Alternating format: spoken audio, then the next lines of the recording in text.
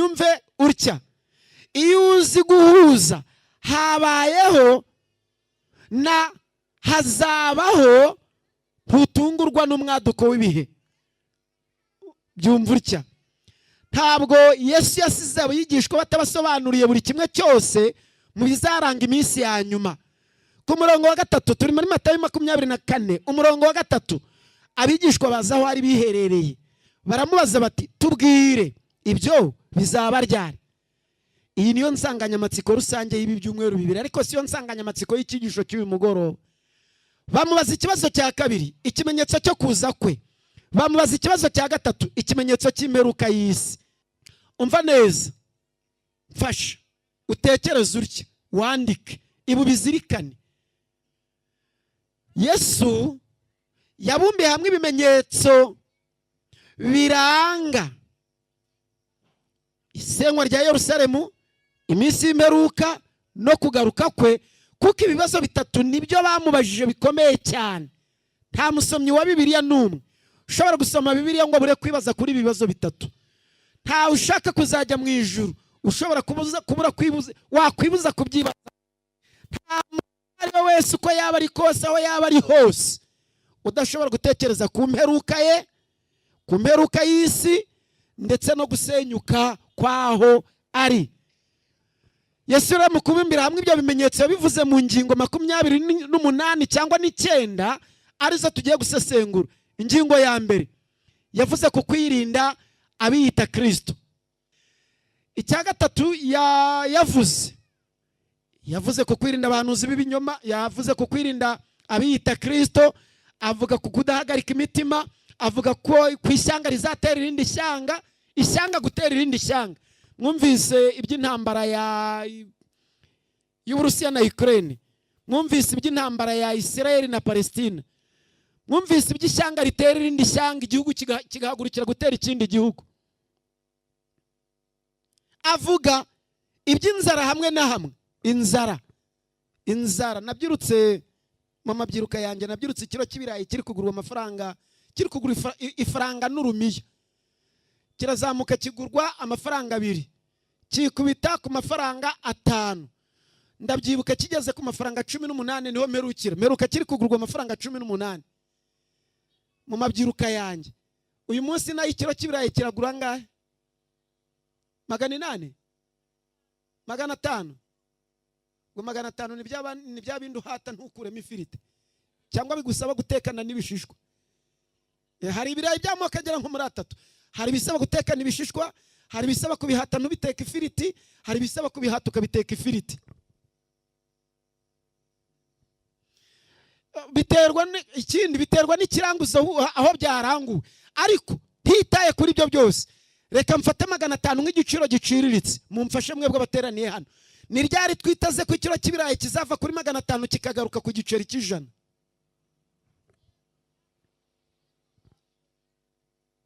Hari igihe tubyiteze. Inzara rero, iyi nzara aho byitondere, uwaraye ariye ntamenya kundi yaburaye. Kandi inzara byanditswe ngo izaba hamwe na hamwe, ntabwo izaba inzara rusange. Niko Yesu yabivuze. Hazaba ibishyitsi hamwe na hamwe, ntabwo ari ibishyitsi bizaba ku isi yose.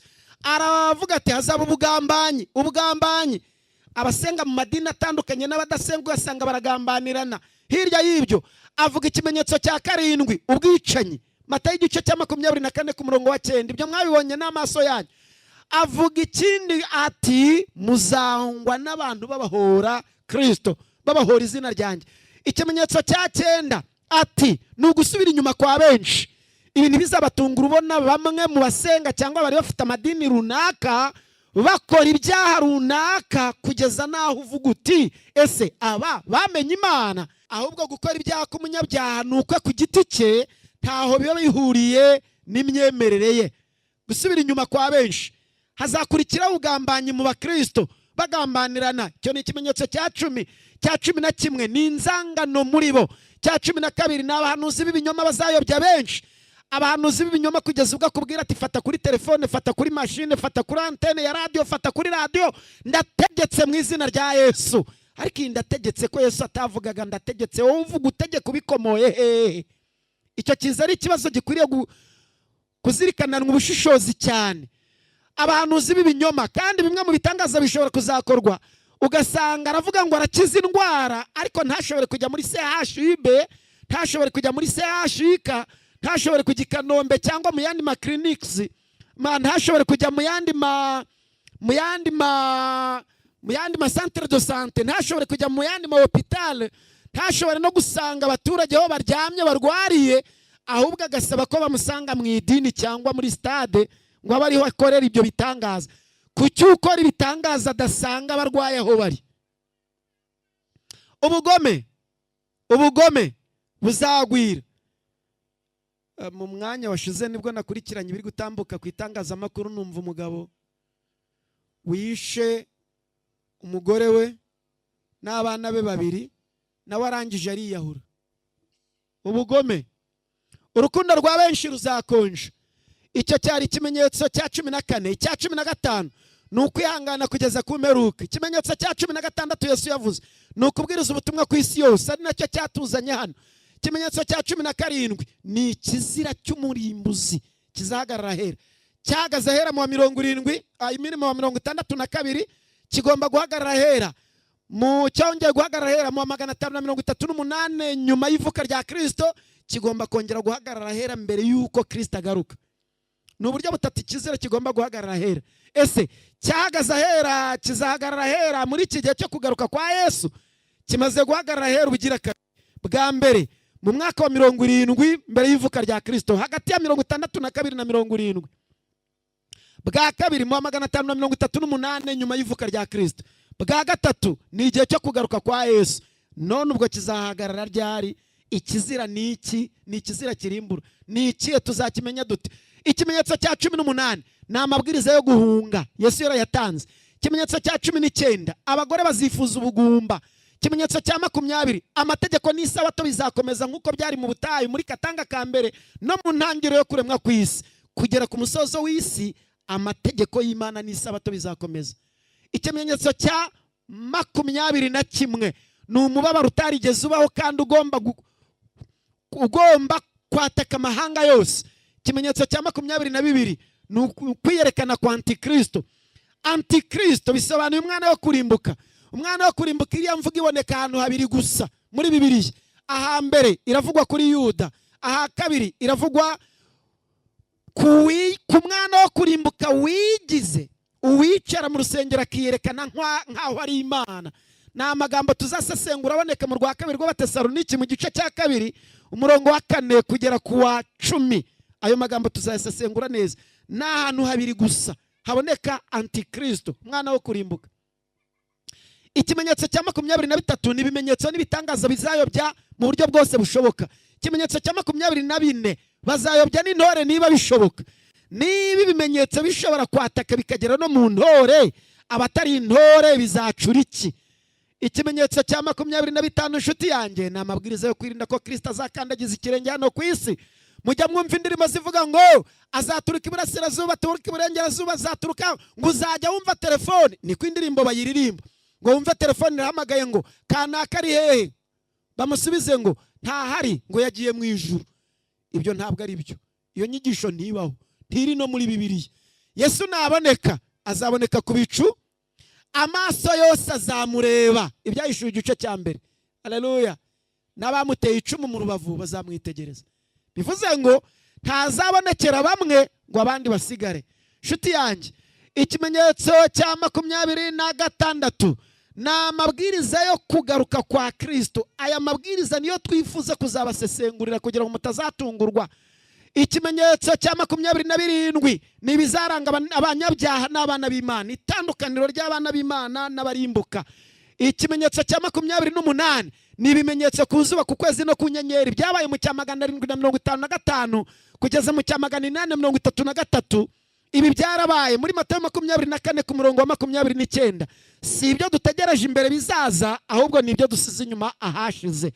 Ikimenyetso cya 29 ni ukugaruka kwa Kristo Yesu. Matayo 24 umurongo wa 30.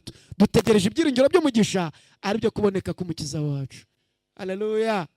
Shuti yanjye, Yesu amaze kubumbira hamwe ibyo bimenyetso byose uko ari 30 mvuze haruguru, aravuga ati nuko namwe nimubona ibyo byose muzamenye yuko ari hafi ndetse ageze ku rugi. Niba mwakurikiye neza ibimenyetso ni bingahe bisigaye? Ndakeka ko ibyaba bisigaye ni ikimenyetso cyo kugaruka kwa Kristo. Iby'urukundo rwa benshi gukonja byaratambutse n'ubu tubirimo. Mujya mubibona aho abashakanye mu mibanire yabo ubona ari ukubanira kuri manda cyangwa kubanira kubera ibintu. Ukubana kwa benshi ntabwo gushingiye ku rukundo. Urukundo ruri kugenda rukonja. Dr. amaze kutwigisha tubwira uburyo bwo gukunda umwana no kumufasha. Erega buryo umufasha kuko nawe ufite ubufasha wafashishijwe washobora kumufashisha.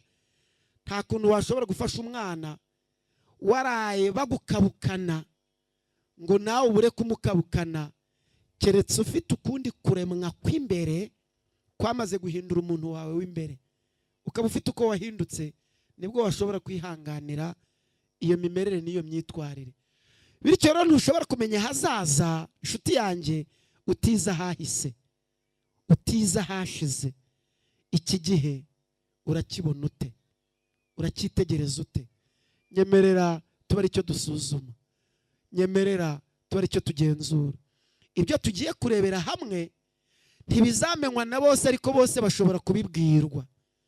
Ibyo tugiye kurebera hamwe ntibizasomwa na bose, ariko byandikiwe bose. Ibyo tugiye kurebera hamwe ntibizashyirwa mu ngiro na bose, ariko bose basabwa kubigenderamo. Ibi tugiye gukurikirana ubyibuke neza ko Umwami Imana yabuvugiye mu kanwa k'umuhanuzi Mose ati, nukuri Uwiteka Imana ntizagira icyo ikora itabanje guhishurira abagaragu bayo b'abahanuzi ibihishwe byayo. Kuko Uwiteka azahishura ibyo yahishe, ntabwo twitaze kuzigera dutungurwa kuko tutari mu mwijima ngo uwo munsi udutungure, ahubwo twahamagariwe kuba abana b'umucyo kugira ngo tumenye buri kimwe cyose. Imana ihabwe icyubahiro. Inshuti yanjye rero ndagusaba ibi bikurikirane. Amategeko azisubiramo nkuko tubisoma mu Mubwiriza igice cya mbere ku murongo wa 9. Inkuru nziza yo kuvuka kwa Yesu igeze ibwami yateye umwami Herode n'ab'i Yerusalemu bose guhagarika umutima cyane, nkuko tubisoma muri Matayo igice cya 2 ku murongo wa 3. Ntabwo iyi nkuru nziza yo kugaruka kwa Yesu izabura guhagarikisha umutima abategeka b'iyi si n'abanyamadini. Uku guhagarika umutima kwahitanye ibihumbi byinshi by'inzirakarengane z'abana kuva ku wavutse kugeza ku ufite imyaka 2, nkuko tubisoma muri Matayo igice cya 2 ku murongo wa 16 kugeza ku murongo wa 18. Abana barapfa. Ugupfa kwabo kwabaye imwe mu mpamvu igaragaza neza uku guhagarika umutima. Nshuti yanjye, icyo amahanga yose yo mu isi ategereje ni ukugaruka kwa Kristo, si ukuvuka kwe. Ariyo mpamvu mu isengesho ryacu Yesu yatwigishije gusenga agira ati, ubwami bwawe nibuze. Matayo igice cya 6 ku murongo wa 10. Namwe bateraniye igitumye muterana niyo mpamvu yo gusaba ko ubwami bwa Kristo buza. Ubwami bwa Kristo rero yaravuze ngo ntibuzaza ku mugaragaro. Ibyo yavuze by'ubwami bwe butazaza ku mugaragaro ni ubwami bw'ubuntu. Iyo ubwami bw'ubuntu bumaze kwimaho ubwami bw'icyaha bwayoboraga, buhangura ubwami bw'icyaha, ubwami bw'ubuntu bukayobora, bikazakubashisha kuboneka mu bwami bw'ikuzo. Utarimanye na Kristo mu bwami bw'ubuntu ntaba yiteze kuzigera aboneka mu bwami bw'ikuzo, keretse bibaye ari nko kwiringira ikiziriko kiboshye mu musenyi. Muraho neza? Muraho neza? Ese aho mwaba munyumva? Muranyumva neza? Unyumva neza agira atya, unyumva neza agira atya. Ndasubiramo. Ubwami bw'ubuntu butigeze bwima mu mutima nk'uko byanditswe muri Matayo igice cya 6 umurongo wa 10 ngo ubwami bwa Kristo buze muri we, bwimura ubwami bwa Satani muri we, burwanye kandi butsinda ubwami bw'icyaha muri we. Ntaba yiteze kuzimana na Kristo mu bwami bw'ikuzo ubwo azaba agarutse mu cyubahiro cye. Kwiringira ubwami bw'ikuzo byaba binganya agaciro no kwiringira ikiziriko kiboshye mu musenyi. Idini waba ufite iyo ariyo yose, imyemerere waba ufite iyo ariyo yose, uko kwizera ntikubaho. birasaba kubanza kwakira ubwami bw'ubuntu bugatsinda ubwami bw'icyaha, bikakubashisha kuzaboneka mu bwami bw'ikuzo. Kubw'ibyo rero, kuza k'ubwami bw'Imana ni inkuru nziza kuri ba bandi bamaze kwimika ubwami bw'ubuntu mu mitima yabo, bakiriye agakiza, bakiriye Yesu. Ariko ni inkuru y'incamugongo ku batamwizera, nubwo yaba afite idini asengeramo, kandi basuzugura ijambo rye nubwo baba barivuga.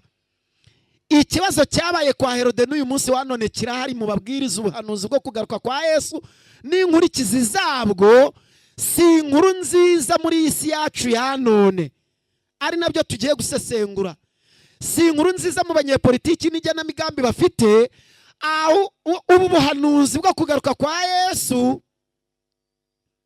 Si inkuru nziza mu bayobozi b'amadini n'igishoro n'inyungu bya bene kuyashinga n'abo atunze. Mwibuke ko ejo twatekereje cyane, turibaza tutari ku bundi, n'ejo twabyibajijeho uruhurirane rw'amadini.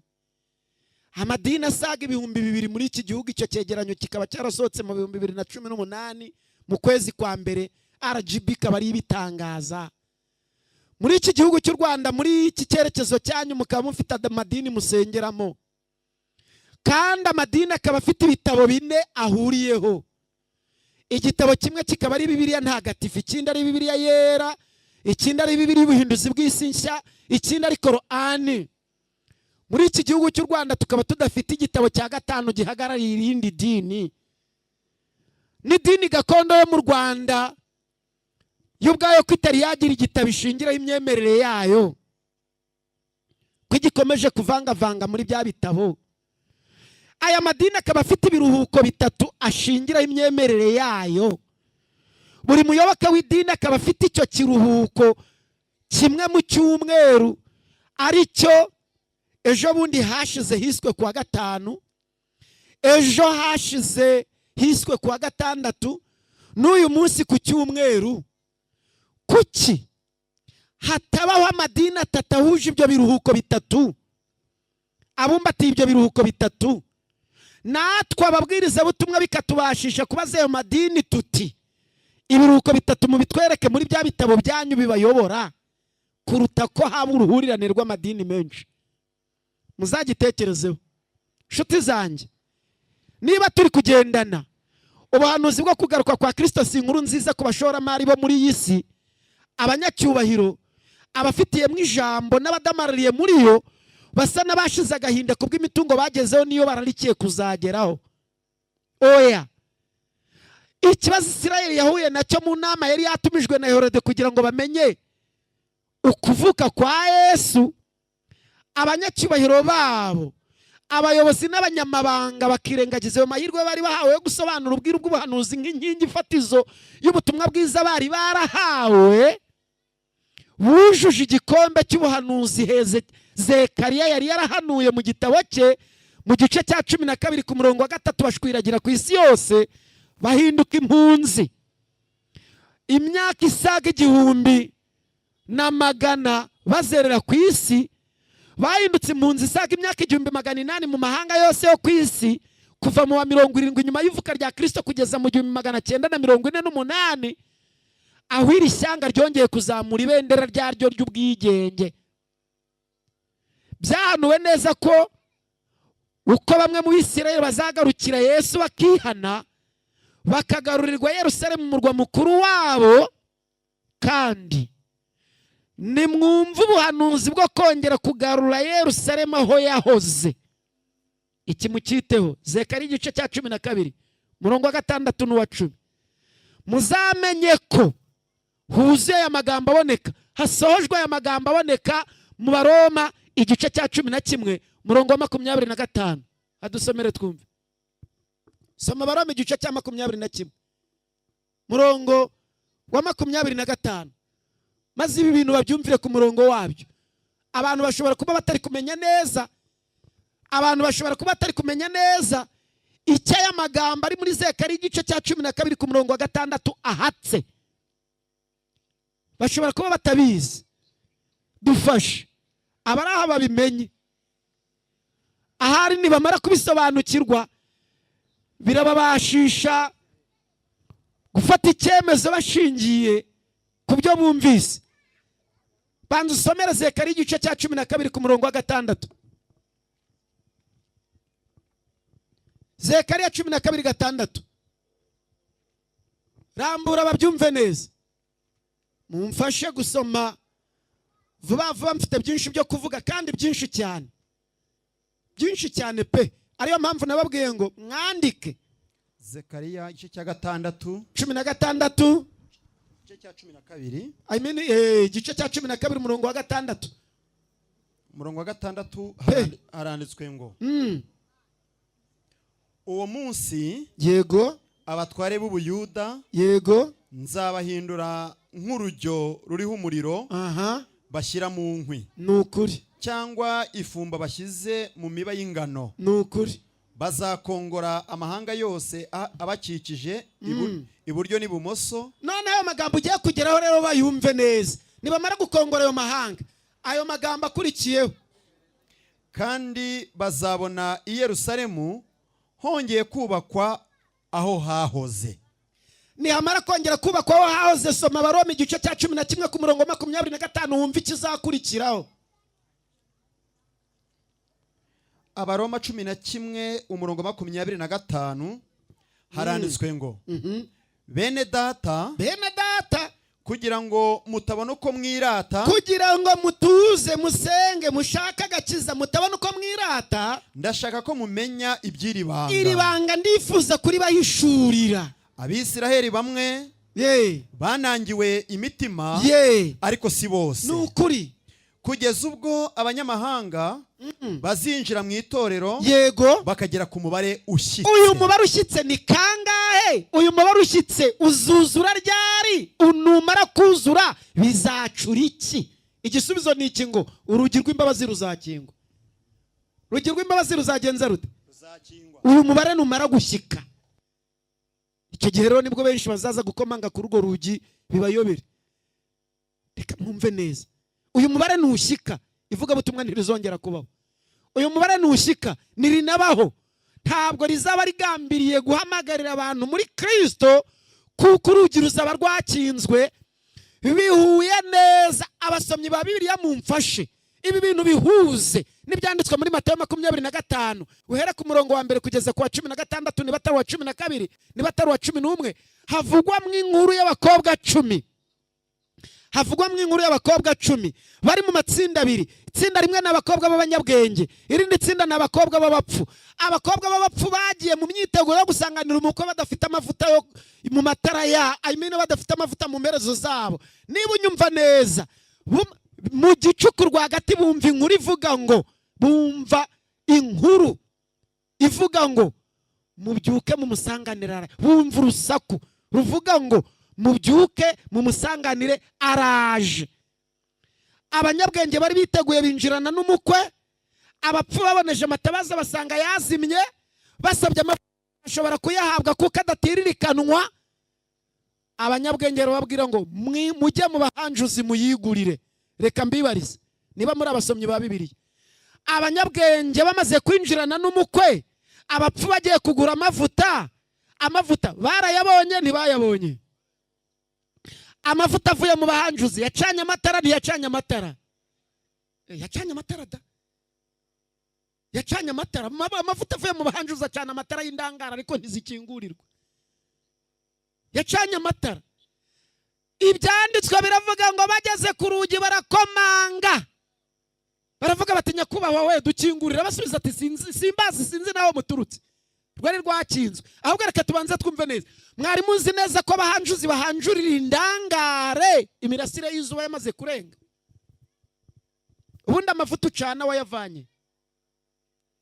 Niba ubyumvise neza, ibi byo kongera gusubiza Yerusalemu aho yahoze, biri no gusatira gusenya umusigiti w'abayisilamu wiswe Dome of the Rock, ukavanwa wakongera kubakwa ingoro y'urusengero. Ibi byuzuye ku itariki ya 29 z'ukwa 11 2017 ubwo byatangazwaga na Leta Zunze Ubumwe za Amerika. Perezida w'icyo gihugu Donald Trump akabitangaza ku mugaragaro. Ibirori byahurijwe hamwe na yubile y'imyaka 70 Isirayeli yamaze ihawe ubwigenge, byizihizwa mu kwezi kwa kane mu mwaka wa 2018. Niba mubikurikirana mu bitangazamakuru, muzi neza ko umukwe wa Donald Trump yari muri ibi birori, nk'umwisirayeli n'umunyamerika. Ni iki cyishe inyuma yo gusubiza uko ibintu byahoze, bagira Yerusalemu umurwa mukuru wa Isirayeli bayivanye muri Palestina, bakayivana muri Palestina. Mu yandi magambo, ni nk'uko wajya ugafata Bujumbura ukayigira umurwa mukuru w'u Rwanda, cyangwa se ugafata Umutara ukawugira umurwa mukuru wa Kongo. Ntara y'Iburasirazuba ngo ibaye umurwa mukuru wa Kongo. Ibyo bintu bibaho. Niyo mpamvu tumaze gusesengura ibi, ubu tugiye gukurikirana cyigisho cya kabiri. Ibi twarimo byari ugusesengura insanganyamatsiko n'impamvu yayo. Cyigisho cya kabiri tugiye gukurikirana kiratubwira ngo icyankora ruguma cyo mu minsi y'imperuka. Cyankora ruguma cyo mu minsi y'iki? Iyi minsi y'imperuka iragenda intambwe ku ntambwe itwereka ko isi iri kurangira. Niba utari kunyumva neza, umuhanuzi Yesaya yabyanditse biturutse mu kanwa k'Uwiteka, nk'uko byanditswe mu gitabo cya Yesaya igice cya 22 ku murongo wa 29 ngo yewe wasiwe, umva ijambo ry'Uwiteka, wowe wasiwe nawe wanyanje we mugushije ishyano. Byahishwe igice cya 12 ku murongo wa 12. Iri shyano ryaratugwiriye ntitwabimenya. Iyaba twamenyaga icyaduhesha amahoro twashobora guhunga iri shyano rigiye gutera. Mu gihe tubona ibyahanuwe birushaho gusohora, nk'uko tubibona muri Luka igice cya 21 ku murongo wa 11, wa 25 kugeza ku wa 28. Mu gihe tubona umubabaro uhindukiye amahanga, igaburo rya buri munsi bikayaviramo kurakara gukomeye, uko tubisoma mu Byahishwe igice cya 11 ku murongo wa 18. Mu gihe tubona ishyano risimburwa n'irindi shyano, inkuru mbi igakurwa n'indi mbi, ubudatanga agahenge, Ezekiyeli igice cya 7 ku murongo wa 25 kugeza na 7. Mu gihe ibirushya byisukiranya bitwisukaho, mu gihe ibirushya bitwisukaho byiyungikanya, nk'uko byanditswe mu rwa kabiri rwa Timoteyo igice cya 3 ku murongo wa 1, handitswe ngo umenye ko mu minsi y'imperuka hazaza ibihe birushya, bigasohoza ibyerekanwe ko igihe ari kigufi, bitagitinze ngo ubwiru bw'Imana busohore, uko byanditswe mu Byahishwe igice cya 10 ku murongo wa 5 kugeza ku wa 7. Nibwo tubona ukuzura kw'ibyiringiro byacu twategereje igihe kirekire bisohora, aribyo bivuga ngo dore wa munsi twategereje nguyu uraje. Ezekiyeli igice cya 7 murongo wa 10. Munsi twategereje uraje, kandi ni umunsi w'ibyiringiro byacu, umunsi abababarizwa mu nzu bazongera kwishima. Wenda reka mbanze ntangura urugero ruto cyane ejo byavuzweho gato cyane. Uyu munsi ntabwo babivuzeho, ahubwo ku mabyiruka y'ingimbi, cyane cyane ku mabyiruka y'umwana. Reka mbanze mbwira abagabo baraha n'abagore baraha nti ikibuga cy'urushako cyaricuritse ku buryo kugikiniraho birgusaba ubwenge n'ubushishozi buhanitse. Umva aya makuru. Mu myaka yo hambere umugore wahohoterwaga ari mu rugo yahukaniraga ku babyeyi be cyangwa ku baturanyi cyangwa ku nshuti z'imiryango, agafashwa, umugabo akajya kumucyura, akajya kumucyura. Uyu munsi wa none siko bimeze, byaricuritse. Aho kwahukana kw'abagore hasigaye hahukana abagabo. Abagabo mumfashe. Iyo umugore yahukanaga ko yajyaga mu babyeyi be akajya kwa mama we, uyu munsi wa none iyo umugabo yahukanye ajya kwande, ajya kwa nyina, ajya kwa se, ajya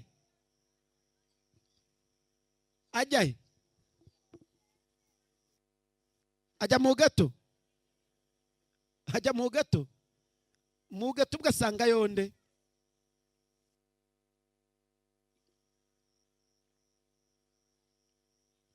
Niba ajya mu gato ubwo nibwo abakemuye ikibazo cyangwa ahubwo abayongereye ikibazo. None se mu gato ntasangwamo n'abandi bajya mu gato? Ntabwo inzi niba ubyumvise. Uba utazi amateka y'urugendo rw'ahahise ntushobora kumenya hazaza. Nshuti yanjye, iki cyigisho tugiye gukurikirana, uku tugiye kugikurikirana, mu mbaraga tugiye kugikurikiranamo, mu gahe gato tugiye gukoresha tugikurikirana, ni impuruza, ni ijwi ry'impuruza ku isi yo mu minsi y'imperuka, rirarikira buri wese kumenya agace gato k'ibyabaye, ibiriho n'ibigiye kubaho vuba cyane, kugira ngo tunoze imyiteguro dutahe iwacu mu ijuru. Turi hafi kugera ku musozi w'ibihe birushya. Ibyaremwe byose biravuza impanda iheruka mu ijwi rirenga, biburira umugeni wa Kristo ngo yitegure biruseho. Kaba ari akaga kwica amatwi kuri uyu muburo ukomeye. Muvandimwe nshuti nkunda, uzifata ute muri icyo gihe? Uzaba uri mu ruhe ruhande muri icyo gihe? Uzasoza ute amateka yawe muri iyi si? Bitekerezeho cyane, icyubahiro kibi cy'umwami wacu Yesu Kristo. Niba utabyumvise neza, isi yo mu minsi y'imperuka yamaze gufatwa mu mutego w'icyankora ruguma nk'iyi mbeba. Nk'iyi mbeba. Iki cyaha tugiye gusesengura nutakirinda kizakugenza gutya. Ubundi akabazo gato cyane, ubundi ikibazo ntabwo kiba akabazo, ikibazo gito cyane. Umuntu ajya kugura irindazi ry'ijana hariya mu isoko agiye gutega imbeba, ari uko akunze abana b'imbeba, bakunze umutuna wayo, umubyimba wayo, abararya imbeba. Yesu ashimwe. Buriya uri kugira ngo iyi mbeba ibanza kuzenguruka kuri uyu mutego, irawuzenguruka, ikawuzenguruka, ariko impumuro y'ikiwuriho ntiyorohere. Uko iyo mpumuro y'ikiri ku mutego irushaho gutama mu mazuru y'imbeba, nayo igasota yegera, yashuna. Babyita gushuna, kurumaho, kugira gute simbizi muri icyo kinyarwanda. Yarumaho rwagakoco, ikabikoco y'ijosi, imbeba igasigara iri kunanaba, igasigara iri guseta ibirenge, igasigara isambira mu mutego nk'uko biri. Iyi si yo mu minsi y'imperuka rero yamaze gufatwa mu mutego w'iki cyankora ruguma. Ntabwo nzi niba ubyumva neza, sinzi niba ubyumva neza. Ubusambanyi mu minsi y'imperuka ni ikibazo gihangayikishije isi, ni icyankora ruguma. Kandi itegeko rya 7 mu gitabo cyo kuva igice cya 20 ku murongo wa 14 riravuga ngo ntugasambane. Ese uku kuri kwarumviswe kubera iyihe mpamvu? Ni ukubera iyihe mpamvu? Kwaba kwaramaze kumvuga nk'uko bikwiye? Ubusambanyi bumaze guhinduka nk'ikiyobyabwenge ku rubyiruko n'abakuze. Ntabwo nzi niba ubyumva neza. Mu gitabo cyanditswe na Ellen White cyitwa Reflecting Christ, mu kinyarwanda tugenekereje cyakwitwa kugaragaza Kristo, cyangwa se kugaragaramo imico ya Kristo, ku rupapuro rwa 347 chapter y'136, Ellen White iranditse ati, neretswe ipica iteye ubwoba y'imiterere y'isi, kononekara kuri hose. Irari ry'ubusambanyi nicyo cyaha ndengakamere cy'iki kinyejana. Iki cyaha ntikigeze kigaragaza nk'uko biri muri iyi minsi y'imperuka. Abantu basa n'abasinziriye, bakunda ibyiza no gukiranuka, bari bugufi bwo gucogozwa n'umuvumba n'imbaraga byo kwigaragaza ku iki cyaha. Gukiranirwa kuri iyo ngingo si uko batizera n'abakobanyi gusa, iyaba ariko byari biri, ariko nyamara siko biri. Buri mukristo wese agomba kwiga gutegeka irari rye no kuriyoboza amahame mvajuru nk'uko byanditswe muri cya gitabo, uko byamaze gusomwa kuri ya mapaje. Iki cyaha gisengeye benshi, iki cyaha kugikeka gusa byangije byinshi. Irari ry'ubusambanyi nicyo cyaha kiri kwigaragaza cyane kurenza ibindi byose muri iyi minsi y'imperuka, nk'uko aricyo cyagaragaraga mu irimbuka rya Sodomu na Gomora, aricyo cyari kiyoboye. Nshuti yanjye, kuva kera ubusambanyi bwahoze ari icyankurashyano mu basenga n'abadasenga. Ni icyaha cyicisha, cyanaguye imidugudu 2 ku ikarita y'isi, Sodomu na Gomora, gishyirwa mu bizarimbuza isi yo mu minsi y'imperuka. uko tubisoma muri Luka igice cya 17 ku murongo 28 kugeza ku 30.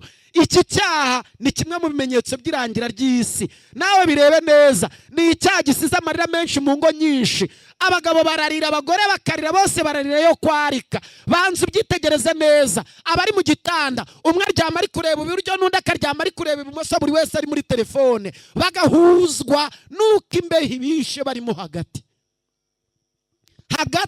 harimo umwanya munini cyane ku buryo umwe yegereza undi kibuno ukagira ngo avuye koga. Kibaza uyu muntu ubukonje bwamufatiye hehe? Kumbi nuko bari baryamye, umwe ari kureba hakurya n'undi ari kureba hakuno, bose bari muri telefone. Kandi ari muri telefone ntari kurengera inyungu z'ubutunzi bw'umuryango, ari muri telefone nta nubwo ari gukemura ibibazo by'umuryango, ari muri telefone ari gucatana n'undi. Nshuti yanjye, niba utanyumva neza, igihe muzabona isi yose ihumeka umwuka w'ubusambanyi, igihe muzumva abatuye isi biganyira batakishwa n'ingaruka mbi zabwo, igihe muzabona inzego zishinzwe kukirwanya zacogojwe n'umuvumba w'icyo cyaha, igihe muzabona byafashe intera isumbiye Sodomu n'Igomora, muzamenye ko umwami Yesu agiye gushyira iherezo kuri uko gushayisha kubabaje abatuye isi. Iki cyaha ntigitinya, kirahangara. Iki cyaha cyahitanye impunzi 23,000 zari zikambitse ishitimu mu kibaya cy'Iminyinya, ubwo zari zisigaje urugendo ruto cyane ngo zigere iwabo i Kanani. Baruhukiye mu kibaya cy'Iminyinya, bari kurya ibigugu, bari kureba igihugu cy'iwabo, basigaje urugendo ruto cyane. Ndetse abasesenguzi ba Bibiliya bavuga ko urugendo bari basigaje rwari ibirometero 8 gusa ngo bagere iwabo i Kanani. N'uruzenguruko bari barazengurutsemo, nkuko mubisoma mu gitabo cyo Kubara igice cya 25 umurongo wa 1 kugeza ku wa 18, nkuko mubisoma mu rwa mbere rw'Abakorinto mu gice cya 10 ku murongo wa 8. Basigaje metero nke cyane, ibirometero bike cyane, 23,000 byose birapfa. Nshuti yanjye, ntabwo nzi neza niba uri kunyumva neza. Usanze umugore wawe na musaza wawe, usanze musaza wawe cyangwa umugabo wawe, usanze so wanyu cyangwa so bukwe muri ubu buryo, usanze umuvandimwe wawe cyangwa umubyeyi wawe ameze atya ameranya atyo n'uwo batashakanye, wakwifata ute? Wabigenza ute? Kandi aya niyo makuru ari kugaragara mu mudugudu, niyo makuru ari kugaragara mu byumba by'amazu. Aha niho Yosefu yageragerejwe kubw'ibihendo no gushyeshyenga kwa nyirabuja wari igikoresho cya Satani. Umusore Yosefu amutsindisha kudatezuka ku mushyikirano yari afitanye n'Imana ye no kwitondera amategeko yayo atitaye ku ngaruka mbi bizamugiraho. Ibi murabisoma mu gitabo cy'Itangiriro igice cya 38 umurongo wa 1 kugeza ku wa 23. Dr. wigishije umunsi yabivuzeho. Nshuti yanjye, niba utari kunyumva neza, umugabo w'umunyembaraga kurenza abandi mu murimo w'Imana, iki cyaha cyamuhinduye umunyantege nke kurenza abandi bose. Niba utari kubyumva neza, uw'imbaraga ze zari ibyiringiro byo kunesha Abafilisitiya kwa Abisirayeli ariwe Samusoni, yarahanyerereye yasiga ubuzima banje kunogorwamo amaso no guhindurwa umucakara w'igitsina. Abacamanza igice cya 14 kugeza ku cya 16, ahinduka umucakara. Burya hari impunzi ya politiki, hari impunzi y'inzara, hari n'impunzi y'igitsina. Ni icyaha kidatinya umwanya n'iby'ubutwari wigeze ukora. Niba utanyumva, ntigitinya inshingano n'ubuhamya watanze cyangwa wavuzweho, kuko ahantu wari umukiranutsi w'intwari Dawidi wabayeho n'umuyobozi wa Isirayeli yanyerereye hatakariza icyubahiro yari afite, atamba gukiranuka kwamurangaga kubwira ry'akanya gato, nkuko tubisoma mu gitabo cya 2 cya Samuel igice cya 11 n'icya 12. Niba utanyumvise neza, reka nguhe izindi ngero. Iki cyane gitinya n'abanyepolitiki nka Salomo warushaga abandi ubwenge ndetse ubugira gatatu kose, yiswe umukiranutsi ukundwa n'Imana cyane, ariko atamba gukiranuka kwe kugira ngo abe imbata y'irari. Ibura bisanga mu gitabo cya 2 cy'Abami igice cya 3 ku murongo wa 4 kugera ku wa 14. Niba utari kunyumva mu murongo mugari wacyo w'iki cyaha, icyaha cy'ubusambanyi kirahangara. Ntigitinya ngo uri umunyabwenge wize kaminuza uri dogiteri, ntigitinya ngo uri umuyobozi w'akagari uri gitifu, ntabwo gitinya ngo uri pasitori uri umuririmbyi, ntigitinya ngo uri umukoraliste runaka, ntabwo gitinya ngo uri umunyamasengesho no mu byumba by'amasengesho kigeramo. Kiguhindura umuswa rutiri. Reba nawe, kwivanamo urukweto kuva ku bihumbi 10 kugera ku bihumbi 150 cyangwa birenga bitewe n'isoko, ukivanamo ipantaro kuva ku 1000 kugera ku bihumbi 25 cyangwa birenga bitewe n'isoko, ukivanamo ishati kuva ku 1000 kugera kuri 15 cyangwa birenga bitewe n'isoko, ugakuramo boxer n'isengeri kuva ku 1000 kugera ku bihumbi 5 cyangwa birenga bitewe naho wayiguriye, utabariyemo amafaranga y'amayinite, utabariyemo amafaranga y'ifi, utabariyemo megabyte ziri hariya. Nshuti yanjye, ukabona wivanyemo imyambaro ifite agaciro karenga ibihumbi 200 maze ukabona wiyambitse umwambaro w'igiceri cy'ijana, mwambaro w'igiceri cy'ijana, kondom, ukagira ngo ubuswa ntibwamaze kukokama. Ni ubuswa rutiri. Tekereza, bitekerezanye ubushishozi, ubyibazeho. Muri iyi minsi Satani ari kwifashisha abantu bameze nk'abo yifashishije mu myaka 3000 ishize kugira ngo atere Imana agahinda bitume yicuza icyatumye icungura umuntu. Iki cyaha cy'ubusambanyi kigutwara igihe, kigutwara imbaraga z'umubiri, kigutwara umutungo, kigutwara ubuzima, kigutwara ubupfura, kigutwara gukiranuka, kigutwara n'ibindi. Maze ikibazo gikomeye cyane nawe ushobora guhinduka imbata yacyo ugasanga cyaguhinduye ikiyobyabwenge. Mubanze mumfashe, tubanze twibaze, uru rubyiruko, aba bashiki bacu na bene data, inyifato yabo ko turi kubona iri guteza ikibazo. N'abagabo ba none byumve neza, umuvumba w'ubusambanyi urisuka muri rubanda utabererekeye abayoboye abandi. Ni icyaha kigaragaza mu bafata misiyo n'amahugurwa nk'uburyo babonye bwo kujya kurya ubuzima, kandi koko barya ubuzima butazima bagatahana ubuzima buzima. Ubusambanyi bumaze gufata intera ndende mu basenga Imana nk'icyandengamano kuko cyambukiranye imipaka kikagera naho tutakeka. Ni icyaha kidatinya umwitero w'idini, keretse abambaye Kristo gusa nibo bazakinesha. Haleluya. Abambaye Yesu bonyine nka Yosefu, aba nibo bazatsindishirizwa, aba nibo bonyine babasha kunesha. Naho abandi uzagitinya kubw'ubupfura, uzagitinya kubwo kwihagararaho, ntuzagitinya kuko mu mutima wawe amabanga yacyo n'ubugenza bwacyo bwihishemo. Ubusambanyi burigaragaza cyane mu madini. Ntibutinya ngo wambaye kositime na karuvati cyangwa ikanzu nziza no mu ntebe yubashywe bugeramo. Ntibutinyishwa n'ubuhanga bwo kwigisha cyangwa kubura umunyempano. Ntabwo ubusambanyi butinya icyo ari cyo cyose kuko bwaciye umworera hagati y'abantu n'Imana n'itorero ryayo. Benshi bajya hanze yaryo, abandi bahinduka inshuti zaryo aho bahoze bariyobora. Ni icyaha cyahanantuye ibihangange mu byubahiro bihambaye, gishyira ikamba ryabyo mu mukungugu. Ni icyaha. Mubanza mu byanzuro aho mutuye murasanga imiryango myinshi yaratandukanye kubera iki cyaha. Ngo yandebeye muri telefone, yansomeye muri telefone, ari kundebera muri telefone, unshakira iki muri telefone. Niba ushaka kubaka witondere telefone y'uwo mwashakanye. Ariko si ubundi kuki wowe ufata telefone ukayisumbisha uwo mwashakanye? Urayimuharika kubera iyihe mpamvu? Ariko ubundi mbanze mbabaze mwese abateraniye hano, mubanza mudufashe. Ari igitsina gabo n'igitsina gore ni bande bendereza abandi babakururira muri iki cyaha? Mwiriwe? Mwiriwe? Mwiriwe? Ni bande bendereza abandi?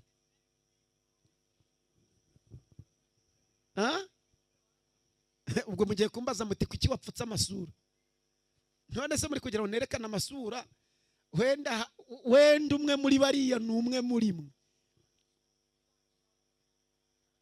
Si ngombwa kwerekana amasura. Manza mbibarize, ari igitsina gabo n'igitsina gore ni irihe tsinda ryendereza irindi ririganisha mu busambanyi?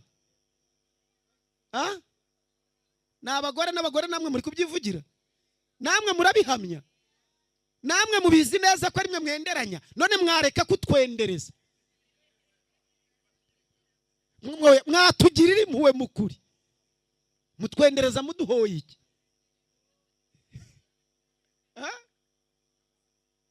Nabwo ntabwo ari mwe, naba ngaba naba benderanye.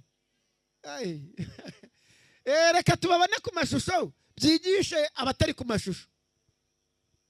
Urubyiruko rujya ku mashuri abafata ingendo bajya gusura bizera, abayobozi bari mu murimo w'Imana, abagira ingendo zivuga butumwa n'abakora amavuna bose baragirwa inama yo kwitonda kuri iki cyaha kuko kidatoranya kugira ngo kidasiga icyasha ubutumwa bwiza batwaye.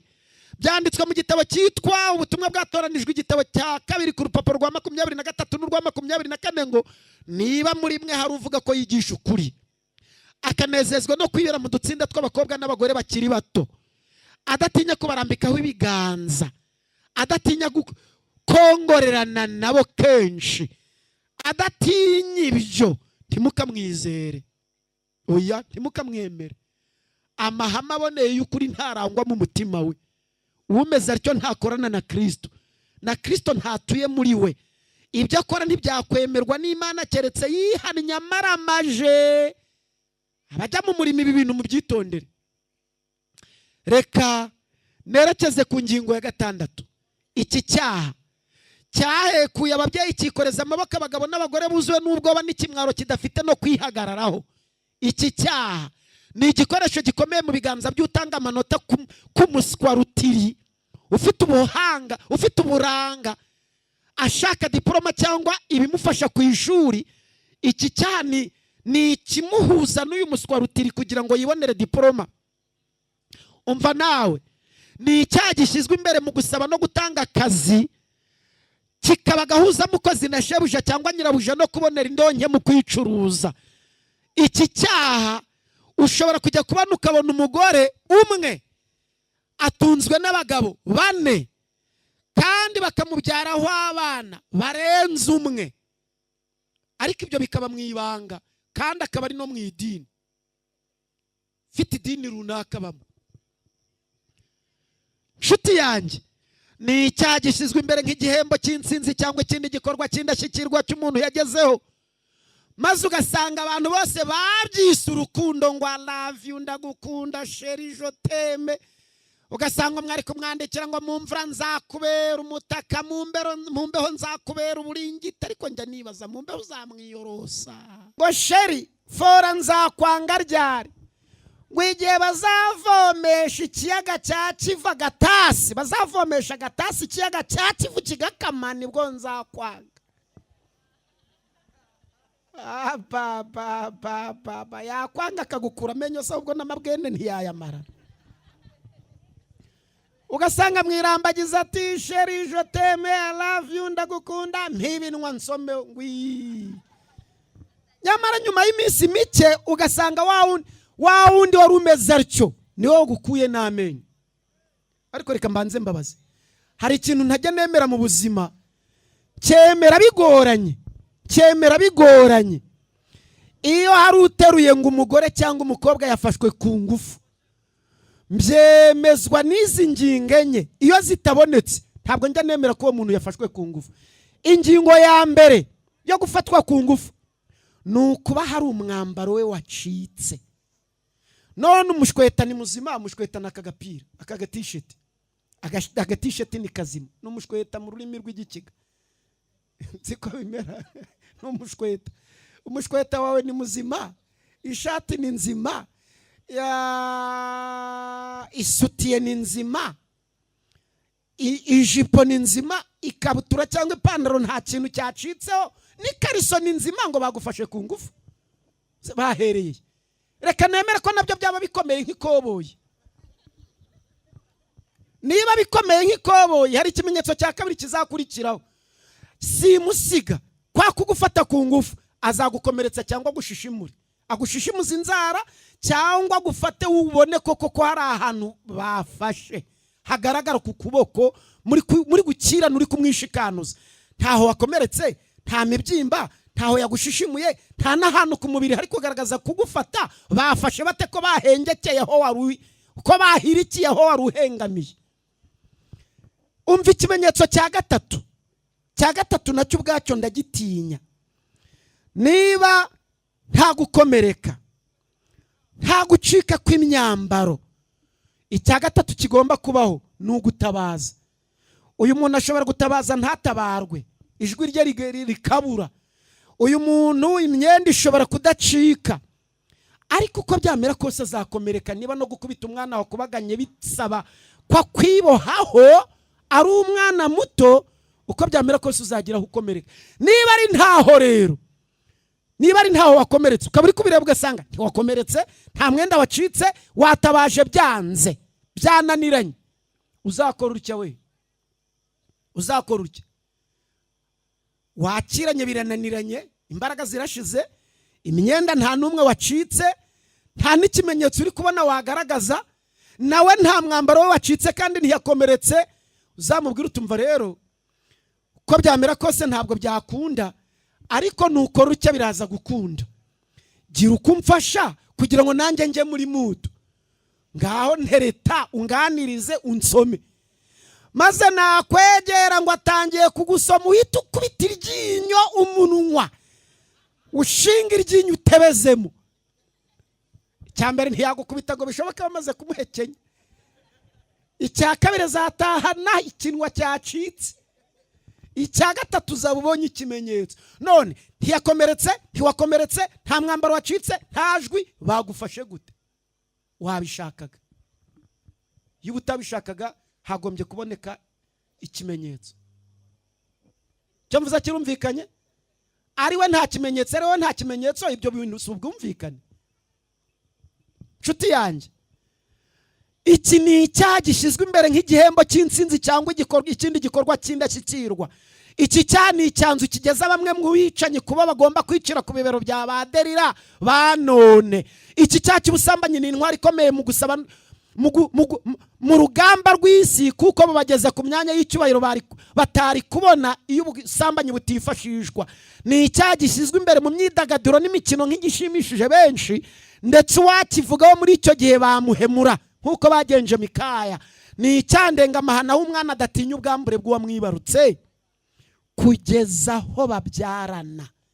Kirihutishiriza gushyiraho amaherezo y'isi. Mu minsi ishize narimo mbwiriza mu gice cya Bugesera, mpasanga umwana w'umukobwa w'imyaka 12 wabyaranye na se. Umwana nyina yarapfuye afite imyaka, nyina w'uwo mwana w'umukobwa yapfuye afite imyaka 9. Umwana yari afite imyaka 9, nyina arapfa amusigira se. Umwana asimbura nyina mu nshingano zose. Ku mwaka wa 12 nibwo babyaranye. Ni icyaha gihangara. Uko turushaho gusatira iherezo ry'isi, Satani azakoresha imbaraga ze zose z'ubushukanyi nk'uko yabigenje muri Isirayeli ya kera bari bugufi bwo kwinjira mu gihugu basezeraniwe.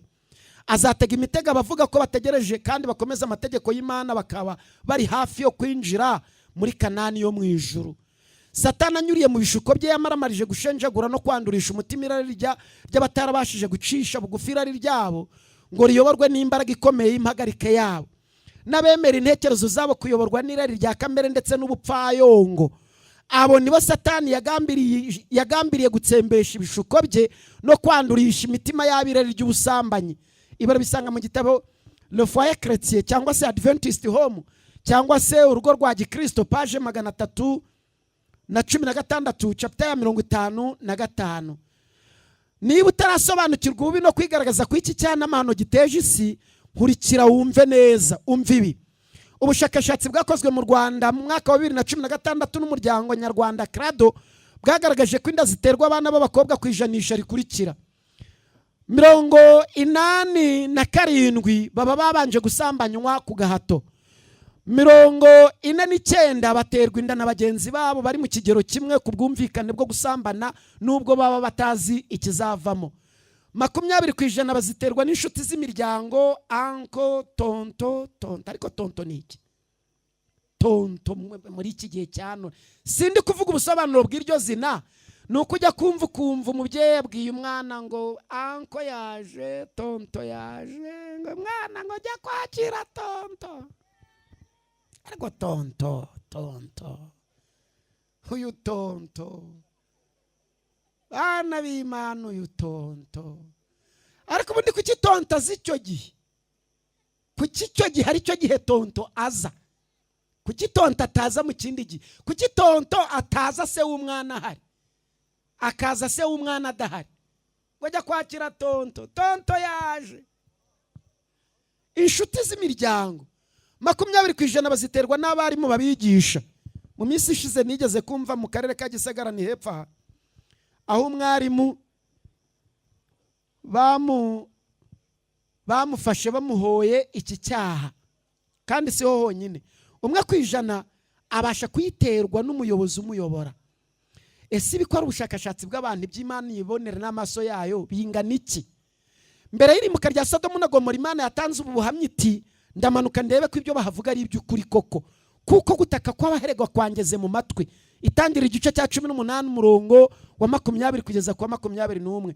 Ukuremererwa kw'abacamanza agahinda kaba mu mitima y'abaturiye hayo mahana bera n'abababaza imitima yabo biganyira ku bikorerwa kuri uyu mubumbe, ni ikirego gihora mu matwi y'abantu. Shuti yanjye, ubusambanyi bumaze kwakirwa muri benshi nk'igikorwa cy'urukundo no kwishimisha, kugeza ubwo mu duce tumwe na tumwe tw'ibihugu byo ku isi twitirirwa imijyi yarimbujwe n'ubwo busambanyi, kugeza naho ababyeyi benshi uyu munsi wa none urubyiruko warutandukanya na telefone, akarutandukanya na social media, twagira byinshi tugeraho. Ariko nabo ubwabo ubumenyi hari icyo bwagabanukaho, kuko rero badashoboye kumenya kwilimita, bareba byose kandi wabishaka utabishaka kuri telefone. Ibyo abambaye ubusa birasohoka, ibyo bagize bate birasohoka, utabishaka ukabibona kabyitegereza.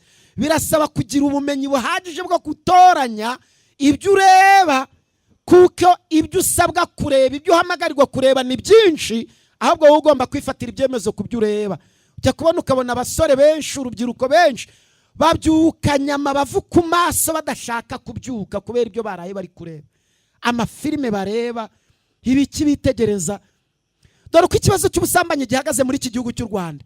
Mu mwaka wa 2017 abana batewe inda bari 11,337. Mu 2018 bazitewe bari 19,832. Biri kuzamuka. Mu 2019 kuva mu kwezi kwa mbere kugera mu kwezi kwa munani, imibare y'abatewe inda yari imaze kugera ku 15,696. Aha ntituvuzemo abakoresheje agakingirizo, aha ntituvuzemo abasambanye batatewe inda.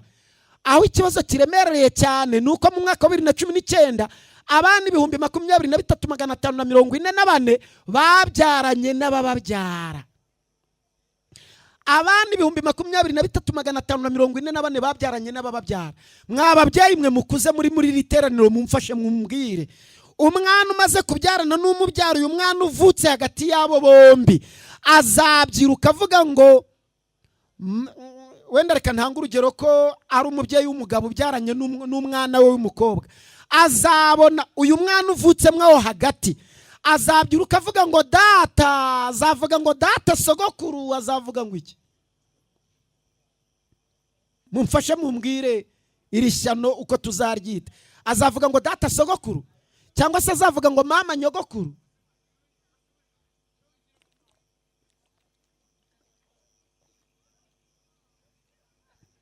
Iri shyano kuri iki cyaha, iri shyano. Ese ikindi cya kabiri, uyu mwana uvutse hagati aha azabona uburere nk'ubw'umwana uvutse ku mugabo n'umugore bashakanye? Ese icya gatatu, uyu mwana uvutse aha azabona imico mbonera ishobora gutuma akurana ubumuntu bwashobora kugirira impuhwe n'abandi? Ibikora ubushakashatsi bikaba raporo zatanzwe, ijanisha ry'abana bavutse muri uwo mwaka ni 1962 ku kwezi, kandi abana bagannye ibigo nderabuzima bakabyara. Wibuke ko hari inda zitazwi umubare zakuwemo ntizimenyekane. Erega hari inda zivanwamo buri munsi zivanwamo. Reka mbanze mbibarize gatoya, iyo utinyutse kuvana mwinda kandi Imana yarivugiye ngo ninjye utuma batwita kandi ninjye uzatuma babyara, wibuka neza ko ari Imana isumba byose izaza kurengera uruhinja rudafite kirengera? Wibuka neza ko Imana izaza kururengera? hari n'ababona bazitewe bagahita bashakana ntibimenyekane. Aya makuru yatambutse kuri televiziyo y'u Rwanda ku itariki 24 z'ukwa 10 2020. Nyuma y'iyo myaka hari byinshi byakomeje kugenda bitambuka. Ikibazo cy'ubusambanyi rero kirenze kure gutera no guterwa inda, kuko ni umusaruro ukomoka muri icyo cyaha. Iki cyaha kirenze kure cyane kujya mu nkiko, kuko abasambana ntibazijyemo ni benshi cyane. Nyemerera mpinira kuko isaha twahanye ni saa moya kandi irabura umunota umwe. Imana iraduhamagarira kwihana no gufata icyemezo. Haleluya. Iraduhamagarira gufata icyemezo mu buryo bwose, kandi iraduhamagarira kumva neza ko bishoboka. Guhinduka birashoboka. Haleluya. Guhinduka bigenza bite? Izi ni raporo nto cyane narindi kubaha. Izi ni raporo nto cyane narindi kubaha kugira ngo mushobore kumenya imibare y'ibirego byo gusambanya abana byatanzwe mu nkiko mu rwego rw'ubugenzacyaha na One Stop Center n'ahandi. Ariko ibirenze ibi ni amahano. Ibirenze ibi ni amahano. Iby'Imana ibona birarenze. Birarenze.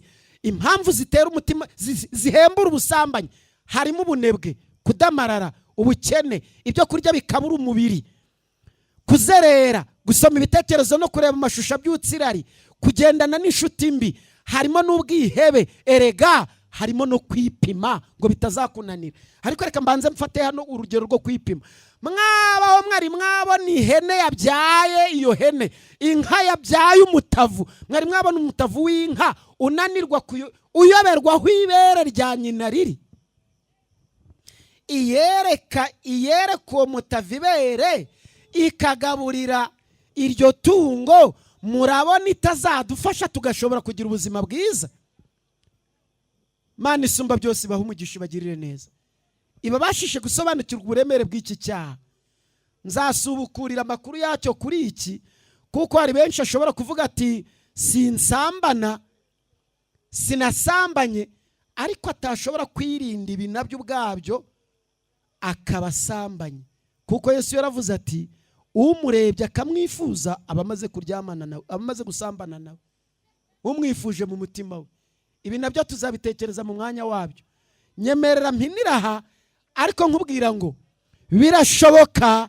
Iyo umaze kwakira Yesu byose birashoboka. Haleluya. Imbaraga ya Kristo ibasha kuguhindura, ikagufasha ugatsindira aho abandi batsindiwe. Salomo yarahindutse, Dawidi yarababariwe, Samusoni yarababariwe, Mariya yarababariwe. Nawe ubasha kubabarirwa mu izina rya Yesu.